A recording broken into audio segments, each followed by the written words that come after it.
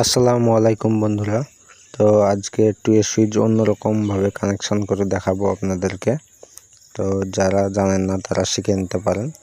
এই যে দেখতে পাচ্ছেন যে নীল রঙের তারটা, এটা হচ্ছে টুয়ের সুইচের অল্টারনেট তার।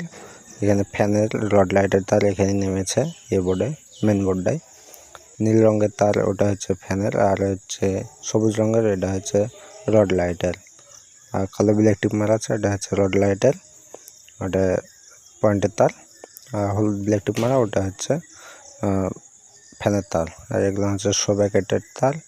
আর বোর্ডে মেন দুটো আছে, একটা ইনভার্টারের একটা কারেন্টের। আর ওই বোর্ডটাতে আপনাদেরকে দেখাচ্ছি কেমনভাবে কানেকশন করবেন। এই বোর্ডে দেখুন, এই বোর্ডে যে ফ্যানের তার ওদিকে যে দেখালাম ওদিকে ফ্যানের তার দিয়েছি, আর এদিকে দিতে হবে মেন। এবার বেড সুইচে তো রেগুলেটর দিয়ে মেন দিতে হবে। রেগুলেটরে একটা তার মেনে দিবেন, আর আরেকটা তার টুয়ের সুইচের মিডিল পয়েন্টে দিয়ে দেবেন। সেম বাল্বেরও রড লাইটটারও এরকমই হবে। রড লাইটের এদিকে মেন আর ওদিকে রড লাইটের পয়েন্টের তার।